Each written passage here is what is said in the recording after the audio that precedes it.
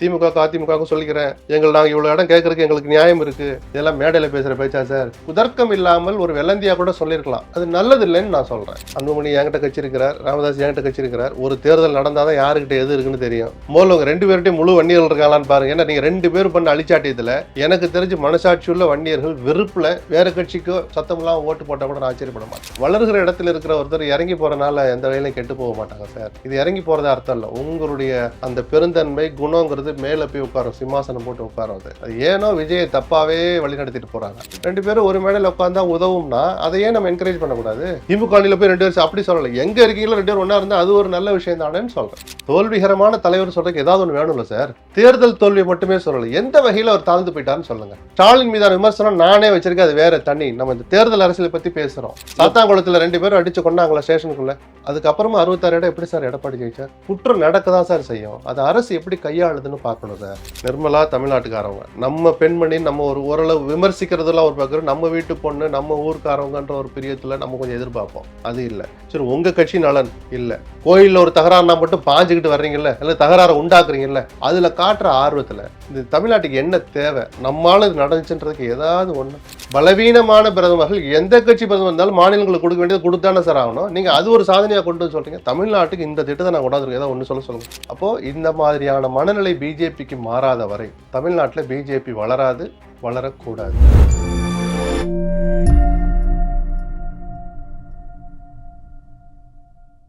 பிரேமலதாவினுடைய position என்னவா இருக்கு sir? அவங்க கிட்ட இருக்கிறது ஒரு 1/2% ஓட்டு இருக்குன்னு நினைக்கிறேன். இல்ல அப்படி எல்லாம் எங்க கண்டுபிடிச்சீங்க? இல்ல அது போன தடவை நம்ம அதுக்குள்ள போக வேண்டாம். விஜயகாந்த் இருந்த போது இருந்த வாக்கு செய்தது இப்ப இருக்காது. ஆனா அவங்க கேட்கறது பொதுவெளியில சார், தேர்தல் அரசியல் அப்படிதான். அங்கேயா இங்கேயா எல்லாம் இதெல்லாம் ஒரு பூட்டி அறைகளுக்குள்ள திரைக்கு பின்னாடி நடக்கிற விஷயங்கள கூச்சமே இல்லை. தேமுதிக மட்டும் எல்லாம் குறை சொல்லாதீங்க, எல்லாருமே அப்படிதான். என்ன கொஞ்சம் அதிகமா பிரேமலதா பேசுறாங்களோன்னு எனக்கு கொஞ்சம் வருத்தத்தோட நான் அதை சொல்றேன். இப்ப எல்லாம் மௌனம் தான் சார் நல்லது. ஒரு முடிவு எடுக்கிற வரைக்கும் பத்திரிகையாளர்லாம் பார்க்காதீங்க. விஜய் மாதிரி உள்ள பூட்டிக்கிட்டா தான் தப்பு. எப்பயாவது சொல்றது, நாங்க யோசிச்சுட்டு இருக்கோம், முடிவு எடுக்கிறோம், முடிஞ்சு போச்சா? டெய்லி நாங்க 2 பேரோட பேசுறது, பொது மேடையில விஜய் பிரபாகரன் திமுக அதிமுக சொல்லிக்கிறேன், நாங்க இவ்வளவு இடம் கேட்கறதுக்கு எங்களுக்கு நியாயம் இருக்கு, ஏன்னா எங்ககிட்ட எக்ஸ்எம்எல்ஏவே 2 பேர் இருக்கிறாங்க, இதெல்லாம் மேடையில பேசுற பேச்சா சார்? இதெல்லாம் ஹோட்டல் ரூம்ல உங்க வீட்டுல அவங்க வீட்டுல எங்கேயாவது ஒரு பொது நண்பர்கள் வீட்டுல நடக்க வேண்டிய பேச்சு சார்.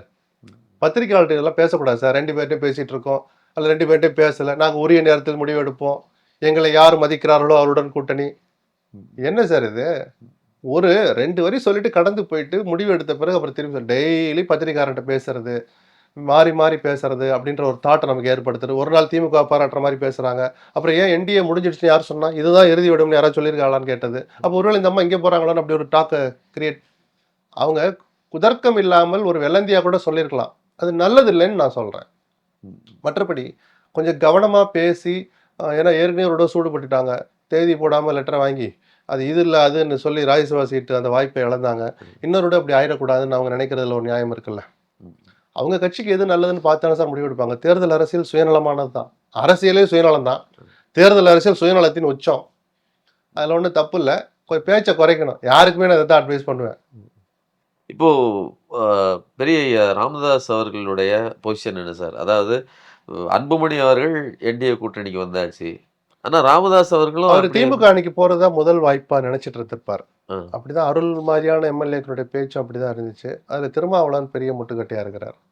அவர் தரப்பு நியாயங்களும் அதுல இருக்கு. நிறைய காயப்பட்டிருப்பார். அந்த காயங்கள் இன்னும் ஆறாம இருக்கலாம். எங்க விருப்பம் அவர் வர வேண்டாம், முடிவை திமுக எடுக்கட்டும்னா அப்புறம் திமுக அது புரியாத, சரி திருமாவளவனுக்கு பிடிக்கலன்னு வந்துடுவாங்க. திருமாவளவன் கோச்சா கூட பரவாயில்ல அப்படின்னு கூப்பிட்ற இடத்துல இன்னைக்கு ராமதாஸ் நிரூபிக்கப்பட்ட ஒரு வலுவான சக்தியா தெரியாது நமக்கு. அன்புமணி என்கிட்ட கட்சி இருக்கிறார், ராமதாஸ் என்கிட்ட கட்சி இருக்கிறார். ஒரு தேர்தல் நடந்தாதான் யாருக்கிட்ட எது இருக்குன்னு தெரியும். முதல்ல உங்க 2 பேர்கிட்டையும் முழு வன்னியர்கள் இருக்காங்களான்னு பாருங்க. ஏன்னா நீங்க 2 பேரும் பண்ண அழிச்சாட்டியத்துல எனக்கு தெரிஞ்சு மனசாட்சி உள்ள வன்னியர்கள் வெறுப்புல வேற கட்சிக்கோ சத்தம் இல்லாம ஓட்டு போட்டா கூட நான் ஆச்சரியப்பட மாட்டேன். அது காரணம் இந்த 2 அன்புமணி டாக்டர் ராமதாஸ் தான், 2 டாக்டர்களும் தான் காரணம். ஸோ தேர்தல் முடிஞ்சாதான் யாருக்கிட்ட என்ன இருக்குன்னு தெரியும். ஸோ நிரூபிக்கப்படாத அல்லது மதிக்கத்தகுந்த தலைவர் அதெல்லாம் ஒரு பக்கம் இருக்கட்டும். வன்னியர் சங்கத்து ஆட்கள்லாம் இன்னும் ராமதாஸ் மேல ஒரு பிரியமா இருப்பாங்க. வன்னியர் சமூகத்து மக்கள் ஒரு மேல பிரிய இருக்கிறவங்க இருப்பாங்க. நான் சுத்தமா இல்லை, அவரு 4 பேரோட இல்லைன்னா நான் சொல்ல மாட்டேன். அப்படி ப்ரூவ் ஆகாத ஒருத்தருக்காக நீண்ட காலம் கூட்டணியில் பயணிக்கிற, வாக்கு வங்கியை நிரூபித்திருக்கிற, ஒரு சமுதாயத்தை ரெப்ரசன்ட் பண்ற, மிக பெருவாரியா ரெப்ரசன்ட் பண்ற ஒரு தலைவரை திருமாவளவனை திமுக அவ்வளோ சீக்கிரம் கைவிட மாட்டாங்க. அது அவரை மீறிக்கிட்டு ராமதாஸை சேர்க்க மாட்டாங்கன்னு சொல்கிறேன். ஸோ வாய்ப்பு குறைவு. விஜய் கிட்ட போகலாம். இவ்வளோ பெரிய ஆள் இவர் போய் கதை தட்டுவாரான்னு ஒன்று இருக்குது. நடுவில் மிடில் மேன் யாராவது பேசிகிட்டு இருப்பாங்க. அதைத்தான் நான் விஜய்க்கு ஒரு அட்வைஸ் இல்லை, என் கருத்தாக சொன்னேன். நேராக ராமதாஸ் வீட்டுக்கு போயிருக்கணும் சார். அவர் ஒரு சலசலப்பு ஏற்படும். இதுதான் சார் அரசியல். கூட்டணிலாம் தூக்கி தூரம் போடுங்க. அவர் கூட்டணி வர்றாரு வரல, விஜய் அரசியல் பண்ணுறாருன்னு அப்போ தான் நீங்களும் நானும் ஒரு முடிவுக்கு வருவோம். நம்ம பேசுகிறத வச்சு அல்லது மக்களும் அதை பார்த்து அந்த முடிவு, ஆமாம் இல்லை அரசியல் பண்ணிட்டு யாரும் போயிட்டுருக்காரு அப்படின்னு. காங்கிரஸை மட்டும் இது உடச்சி கூட்டி வந்துடணும், இதுக்கு மட்டும் மெனக்கட்டுறாரு. அதுவும் நள்ளிரவில் போய் சில பேரை பார்க்குறாரு. வெளிப்படையால் அது நடத்தல, அது வெளிப்படையாக நடத்த முடியாதுன்னு வச்சுப்போம். அதில் காட்டுற மெனக்கடலை கொஞ்சம் வெளிப்படையாக அவர் வெளியில் வந்து ராமதாஸ்லாம் எடுத்தோன்னா அவர் வந்துடுவார். அந்த ஈகோ தடுக்கும்னு நினைக்கிறேன். நான் போய் அவர்கிட்ட கேட்குறதா அப்படின்னு நியாயமான ஈகோ தான். அது மாதிரி விஜய்க்கு இருக்கும். நம்ம 40% வச்சுருக்கோம், நமக்கிட்டான அவர் வரணும்னு அவர் நினைக்கலாம். வளர்கிற இடத்துல இருக்கிற ஒருத்தர் இறங்கி போகிறனால எந்த வகையிலையும் கெட்டு போக மாட்டாங்க சார். இது இறங்கி போகிறதா அர்த்தம் இல்லை. உங்களுடைய அந்த பெருந்தன்மை குணங்கிறது மேலே போய் உட்காரும், சிம்மாசனம் போட்டு உட்காரும். அது ஏனோ விஜயை தப்பாகவே வழிநடத்திட்டு போகிறாங்க. இப்போ ஒருவேளை நீங்க சொன்ன மாதிரி திருமாவளவன் அவர்கள் ஒத்துக்கிட்டாலோ அல்லது ஒரு நெருக்கடி சார் காரணமா அவர் 2 பேரும் இணைந்தாலும் கூட அது என்னன்னா ஒரு பக்கம் ஏற்கனவே அந்த சமூகங்களை முரண்பாடாக நிறுத்தி வச்சு ஒரு அரசியல் பண்ணிட்டாங்களே, அந்த கெமிஸ்ட்ரி ஒர்க் ஆகுமா? அப்படியே சொல்லி நம்ம அந்த ஆங்கிள் யோசிக்கிறதுக்கு போல சரி அடிச்சுக்கிட்ட சமூகங்கள் அல்லது வெறுப்புல இருக்க சமூகங்கள் ஒன்னா நிக்கிறதுக்கு முயற்சி பண்ண தொடக்க புள்ளியா எடுத்துக்கலாம்ல. ஏற்கனவே ஒரு முயற்சி பண்ணவங்க இதே திமுக அணியில 2 கட்சிகளும் இருந்தாங்க. அப்ப அந்த அணிக்கு வெற்றி கிடைக்கல. அது ஒரு புது முயற்சியா இருக்கட்டுமே சார். நல்லது செய்யறதுக்கு தேர்தல் அரசியல மறந்துடுங்க. இந்த ஓட்டு டிரான்ஸ்ஃபர் ஆகுமா, தலித்து போடுவாங்களா, இல்ல வன்னியர்கள் இங்க போடுவாங்களா, இப்படி கணக்கு போடுறதை தாண்டி 3வது ஒரு கணக்கு இருக்கு. அந்த மக்கள் நல்லா இருக்கட்டுமே. இனிமேலாவது அந்த அந்த தாக்குதல்கள் வெறுப்பு பேச்சுக்கள் மறையட்டும், குறையட்டுமே. முதல் ஸ்டெப்பு குறைஞ்சாலே நல்ல விஷயம் தானே. அப்படி ஒரு வாய்ப்பு வந்தா நம்ம அதை விமர்சிக்கணும். தேர்தல் அரசியல திருப்பி சொல்ல தள்ளி வைங்க. யார் ஜெயிக்கிற தோக்குறாங்க நமக்கு தேவையில்லை. 2 சமூகத்தை சேர்ந்த தலைவர்கள் ஒரு மேடையில் உட்கார்றாங்க. நம்ம பிரிந்த இயக்கங்கள் ஒன்று சேர்ந்தாலே தொண்டர்களுக்கு உற்சாகம் தரும் நான் தொடர்ந்து சொல்ற மாதிரி தான்.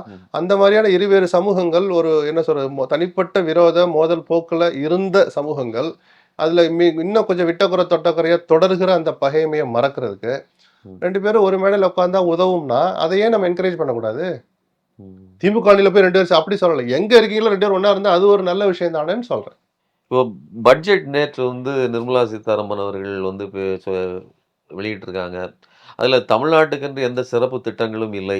குறிப்பாக தமிழ்நாடு அளவுக்கு வலுவான பெரிய மாநிலங்களோடு ஒப்பிடும்போது தமிழ்நாட்டுக்கு 1000 கோடி அளவுக்கு பணம் குறையிறதுக்கான வாய்ப்பு தான் இருக்குது. 50% வரிப்பகிர்வு கேட்டோம். ஆனால் இப்பவும் இந்த இடத்துலையும் அதை நிராகரித்து 41% வரிப்பகிர்வு தான் கொடுத்துருக்காங்கன்னு சொல்லி தகவல் வந்திருக்குது. ஸோ இதெல்லாம் கூட்டி கழிச்சு பார்க்கும்போது ஒரு தேர்தல் வருது. 2024 எலெக்ஷனை கூட கணக்கில் இப்போ அது மக்களுக்கு ஏதாவது ஒரு தமிழ்நாட்டுக்கு நாங்கள் அதை செஞ்சிருக்கோம் பாருங்கன்னு ஒரு பிரச்சாரம். பீகார் சட்டசபை தேர்தல் வர்ற போது, டெல்லியில சட்டசபை தேர்தல் வர்ற போது போன வருஷம்லாம் வருமான வரி சலுகை கொடுத்தாங்க. கரெக்டாக அதை அறிவிச்சாங்க. அடுத்த 10 நாள் எலெக்ஷன். அப்ப எல்லாம் ஏதாவது செஞ்சு பண்ணணும்னு தோணுது இல்லை. பீகாருக்கு என்னென்னலாம் பண்ணாங்க தேர்தல் வருதுன்றதுக்காக. அந்த சுயநல பார்வை பார்த்து கூட தமிழ்நாட்டுக்கு எதுவும் செய்ய மாட்டாங்க. அவங்க பார்வையில கூட நான் சொல்றேன். நீங்க பொதுவான பட்ஜெட் தான் தாக்கல் பண்ண. நாடு முழுக்க ஒரு பொதுவானவர் பொது கட்சி ஆட்சிக்கு வந்துட்டா எல்லாரையும் ஒன்னா பார்க்கணுங்கலாம் ஒரு பக்கம் இருக்கட்டும். நிர்மலா தமிழ்நாட்டுக்காரவங்க, நம்ம பெண்மணி, நம்ம ஓரளவு விமர்சிக்கிறதுலாம் ஒரு பக்கம். நம்ம வீட்டு பொண்ணு, நம்ம ஊருக்காரவங்கன்ற ஒரு பிரியத்துல நம்ம கொஞ்சம் எதிர்பார்ப்போம். அது இல்லை. சரி உங்க கட்சி நலன் இல்லை, இங்க ஆட்சியை பிடிக்கணும், கோயிலில் ஒரு தகராறுனா மட்டும் பாஞ்சுக்கிட்டு வர்றீங்கல்ல, இல்லை தகராறை உண்டாக்குறீங்கல்ல, அதுல காட்டுற ஆர்வத்துல இந்த தமிழ்நாட்டுக்கு என்ன தேவை? பெர்மனெண்ட்டாக நம்ம இருக்கிறோம், நம்மளால இது நடந்துச்சுன்றதுக்கு ஏதாவது ஒன்று. இங்கே மெட்ரோ ரயில் திட்டத்துக்கு phase 2க்கு சென்னைக்கு நிதி கொடுத்தீங்க இல்லை, மதுரை கோவை நீங்கள் தப்பாக கொடுத்தீங்க, ஆனாலும் சரியான ரிப்போர்ட்டை வாங்கி உரிய நேரத்தில் அதை அறிவிப்போம். ஏதாவது ஒரு அறிவிப்பு இல்லையே. திருக்குறளை சொல்லிட்டு இருந்தாரு. இப்போ சொல்கிறேன், நான் திருக்குறள் படித்தப்பே நம்பாதீங்கன்னு தான் நான் சொல்லுவேன் சார். நீங்கள் தமிழ் மேடையில் பேசுனாலாம் ஒன்றும் ஆக போகிறது இல்லை சார், எனக்கு நம்பிக்கை இல்லை சார். அது ஒரு காரணமாக சொல்கிறாங்க. இவ்வளோ நாள் பேசினப்ப அதுக்கு இடம் இல்லையா அப்படின்னு தூக்கி போட்டாங்கன்னு. ரைட்டு, அவங்க மனசில் என்ன இருந்துச்சு அதெல்லாம் ஒரு பார்க்குறேன். அது ஒரு பொருட்டே அல்ல. வெறும் வார்த்தைகளால் வர்றதெல்லாம் நீங்கள் நம்பவே கூடாது, செயலில் காட்டுங்க. 1 2 அந்த எய்ம்ஸை பற்றி ஏதாவது ஒரு வார்த்தை சீக்கிரம் திறக்கிறோம் வைக்கிறோம். அவங்க நினச்சிருந்தாங்கன்னா அந்த எய்ம்ஸ் எப்போயோ கட்டிக்கலாம் சார். ஜைக்கா ஃபண்டு வரணுங்கிறோம்.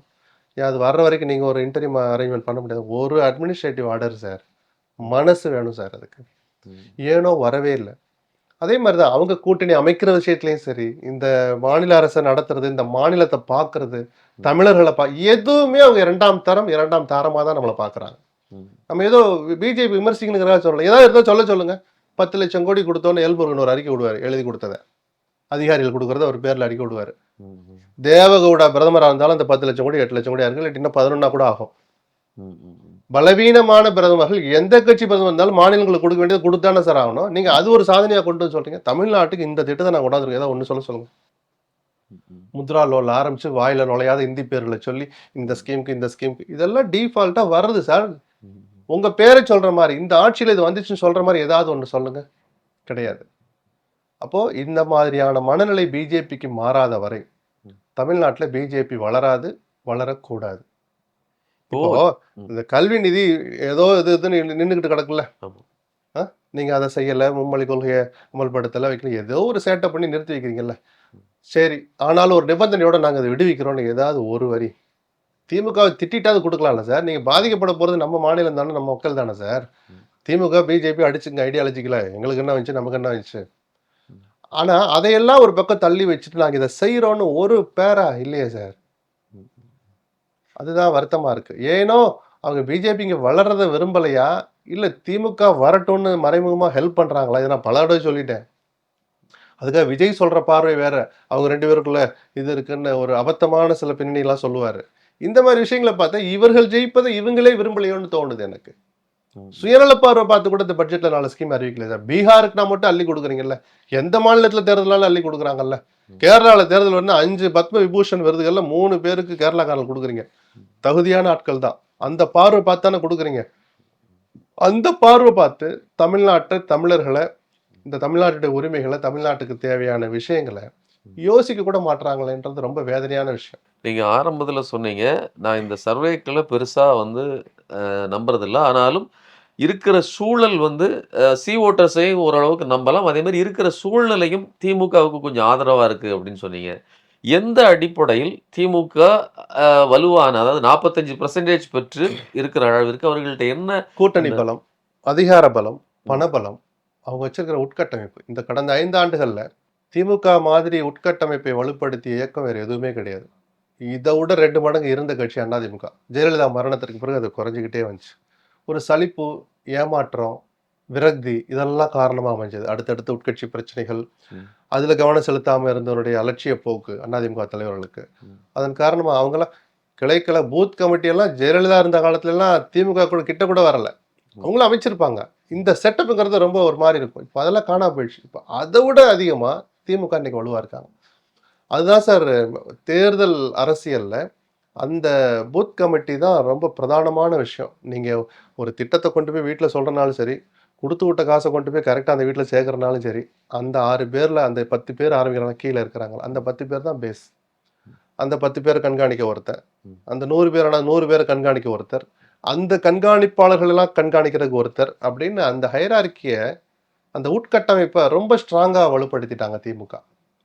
இது அவ்வளவு சுலபமாலாம் நீங்க எடுத்துக்க கூடாது. தேர்தல் அரசியல்ல இதுதான் அடிப்படை.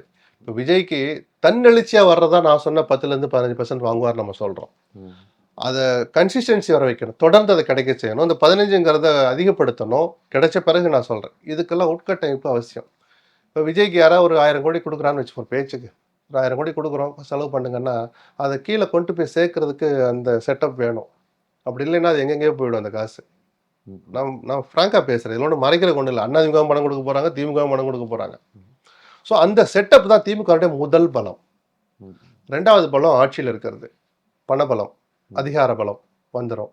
இன்டாக்டா இருக்குங்கிறது ஒன்று இருக்கலாம். இந்த கூட்டணி விட்டு யாருன்னு வெளியே போகலைங்கிறது ஒரு தான் சலசலப்பு இருக்கு காங்கிரஸோட. நான் ஏற்கனவே சொன்ன மாதிரி அதெல்லாம் கூட்டணி குழுவை அறிவிச்சாச்சுன்னா, பேச்சுவார்த்தை குழுவை 2 இடம் உட்காந்துட்டாங்கன்னா சலசலப்புலாம் காணாம போயிடும். அதே மாணிக் தாக்கூர் மாங்குன்னு உட்காந்து ஓட்டு கேட்பார் உதயசூரியனுக்கு. காங்கிரஸ் நிற்கிற இடத்துல உதயசூரியன்காரங்களும் போய் ஓட்டு கேட்பாங்க, திமுக காரங்களும். அதெல்லாம் மறைஞ்சு போயிடும். அந்த வகையில திமுக கூட்டணி ஒரு ஸ்டெப் அஹெட்டா இருக்குன்னு நம்ம சொல்றோம். அதிமுக பலவீனப்பட்டிருக்குங்கிறத யாருமே மறுக்கல. தினகரன் வந்ததன் மூலமா ஒரு மையப்படுத்திய பேசு பொருளா அதிமுக மாறி இருக்கு. அன்புமணி 2ஆ பிரிஞ்சிருக்குது. தினகரன் அப்போ ஓபிஎஸ், அப்போ சசிகலா சார், அங்கே ஒரு கேள்வி தொடர்ந்து நிக்குது, பேலன்ஸ் நிக்குது இல்லை, எவ்வளவு இருக்கு என்னங்கிறது வேற. கேள்விகள் இன்னும் மீதி இருக்குல்ல. பிரேமலதா இங்கே வருவாங்களா அங்கே போவாங்களா சார், இன்னும் முடிவு பண்ணாம இருக்கு. ஸோ அதிமுக கூட்டணி பிஜேபி உருட்டியோ மிரட்டியோ அன்பாலோ சாதிச்சு எடப்பாடியை கொண்டாந்தாங்கல்ல 1 வருஷம் முன்னாடி ஏப்ரல் கிட்ட. யாருமே அவர்கிட்ட போகலையே சார். போற சூழல் இல்லை, நேர்தல் வந்தாதான் போவாங்கன்னு வர ஆரம்பிச்சாங்கல்ல. இந்த வர ஆரம்பிச்சது வலுவாகிக்கிட்டு இருக்குன்னு நம்ம சொல்லலாமே தவிர வீழ்த்துவதற்கு தயாராகிடுச்சுன்னு நான் இன்னும் அந்த இடத்துக்கு வர முடியல நம்மளால. இந்த பலம் போதாது. அதனால தானே விஜய் எப்படியாவது வரணும்னு எடப்பாடி ட்ரை பண்ணாரு. இல்ல இப்ப நீங்க கட்டமைப்பை பற்றி பேசுறீங்க, இதெல்லாம் சொல்றீங்க. ஆனா ஆன்டி இன்கம்பன்சின்னு சொல்லி இவர்கள் மேல ஒரு குறை இருக்குது. சட்டம் ஒழுங்கு சரியில்லன்னு சொல்றாங்க. ஆனா அதுக்கு திமுக தரப்புல வந்து நாங்கள் பெண்களுக்கு நெறைய செஞ்சிருக்கிறோம். இந்த பொருளாதார வளர்ச்சி குடுத்துருக்கோம். ஒரு பக்கம் அவங்க சொன்னாலும் கூட, இந்த விமர்சனங்கள் இருந்துகிட்டு இருக்கு இல்லையா? அது விமர்சனம் இல்லாத ஆட்சி பலவீனப்படுத்த அது. அதை தாண்டி தானே சார் ஜெயலலிதா 2வது முறை ஜெயிச்சார். அதை தாண்டி தானே சார் ஒவ்வொரு முறையும் மாறி மாறி வந்தாங்க. கலைஞரும் ஜெயலலிதாவும் மாறி மாறி ஜெயிச்சதையும் நம்ம பார்த்தோம். ம்.